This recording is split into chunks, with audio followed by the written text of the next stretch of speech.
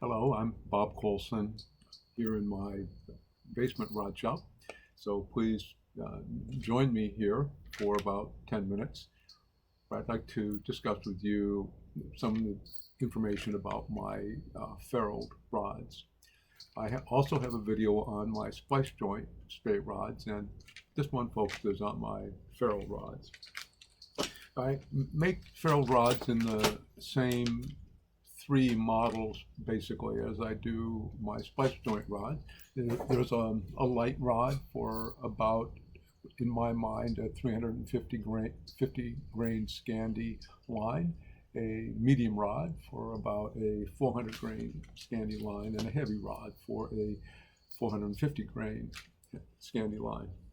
In the ferrule rods, I sometimes will make what I think of as super heavy rod for certain customers, which will throw a little heavier line. Because not so much of the rod is built into the splices, I can also make these rods a little longer. So they tend to be 12 and a half feet rather than 11 and a half to 12 feet.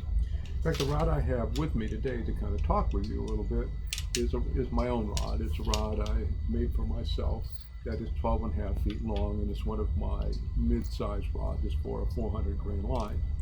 And this is an absolutely superb casting rod. I would use this on a river where I want to fish a floating line up in the surface column. I'll be fishing the North Umpqua sometime soon, and I plan to take this rod with me. It'll be a great summer rod.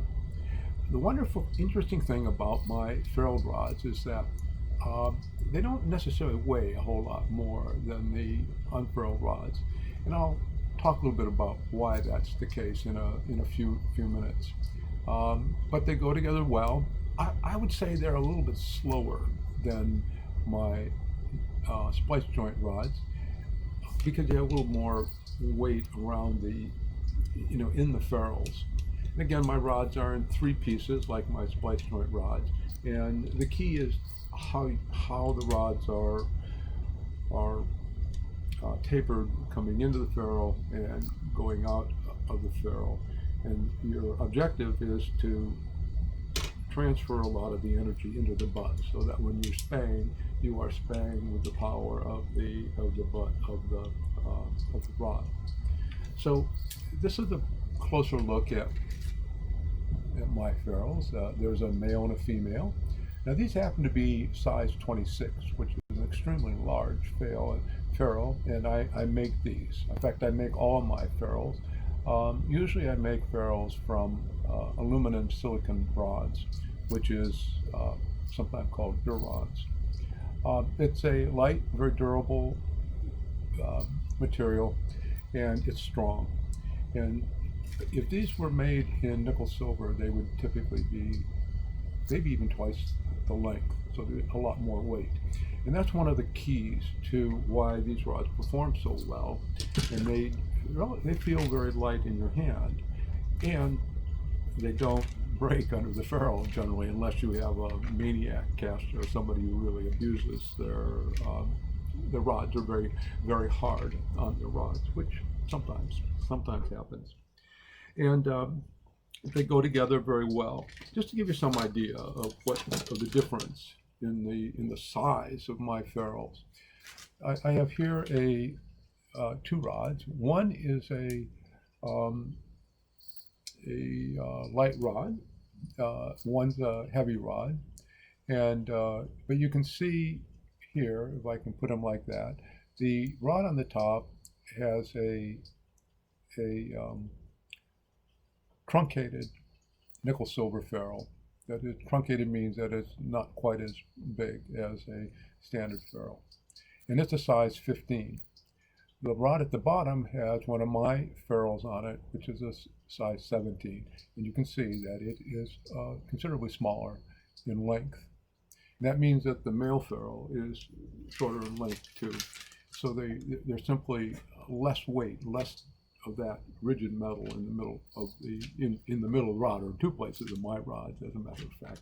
So that it's just less of an impediment for the action moving down across the the ferrules into the power section of your rods. Now, to put together one of my rods, I'm going to go back to this Spey rod. It's very simple, as you might imagine, because you probably have a lot of experience with it. You want to keep, when you're putting rods together, you want to keep your hands fairly close together.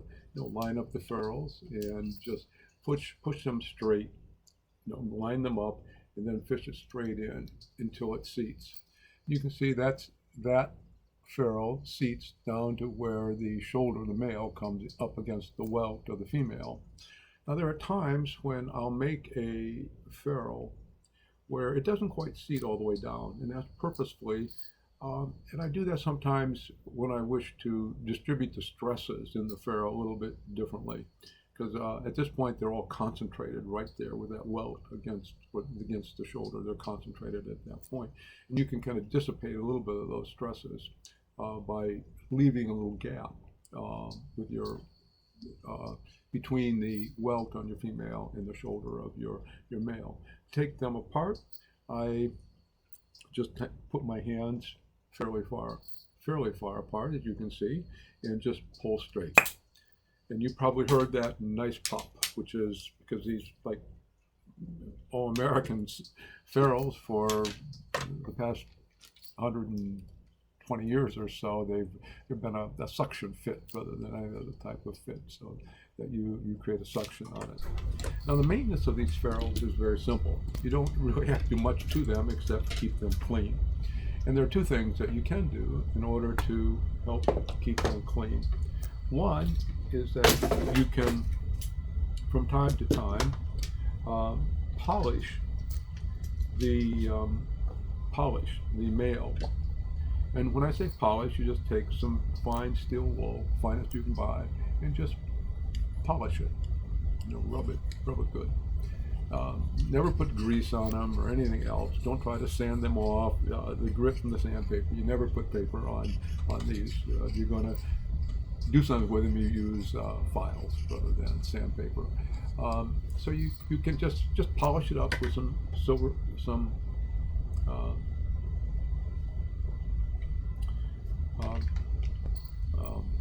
steel wool. This is 4/0 probably, or perhaps 6/0. And for your inside of your female ferrule, I use some steel wool around a Q-tip. You just put it in there and you kind of polish it up. You can also clean the inside of your ferrule, if you wish, with a Q-tip and a little bit of denatured alcohol, which will remove some of the little debris. You don't want to leave the little debris, so just clean it out a little bit and that's the maintenance for these ferrules. It's very simple, and you do have to take a ferrule rod apart. You can't leave it together like a splice-joint rod. Any ferrule will start to stick. Now, when they do start to stick a little bit, I give you something when you get one of my ferrule rods with it to kind of hold down the tips of the rod from bumping up against the top of the case. Are two gripping pads so that you can grip the rod when it is wet, or when you need to grip it a little bit tighter in order to pull it apart. Well, that's really it in terms of the ferruled rods. They're very simple to care for. Just a couple other features of my rods, which may not become apparent to the eye, that I make the reel seats such that you can put either a modern reel or most older reels on it. And I have another reel seat that I use if you have a real old reel with a much longer reel foot, and it will have a different radius to it. But I have another reel seat for that particular purpose. So the final thing to say about these three Spey rods that I make with ferrules is that they're absolutely great casters, if you match up the right line to them, of course. And that right line will probably be a little bit different for everybody that tries them out. My lightest one I like about a 350 grain or a 360 grain, and I do not use with my lightest rods a poly leader of any type. I just put on a Camellia maximum leader, which is the same thing for my light splice joint rods, because they simply don't have the lifting power to lift all that line, and you struggle a little bit. At least I struggle a little bit on the casting. Now the other two rods, on the 400 grain and the 450 grain, you can put on a poly leader, and on the 450 grain you could even put on sinking poly leaders, or even a sink tip on that rod. I have another video which I will share with you some of my thoughts about casting bamboo rods, because it's not hard, but it's just a little different than maybe casting some of the other rods. So thanks for listening, and I hope to see you on the river soon. Take care.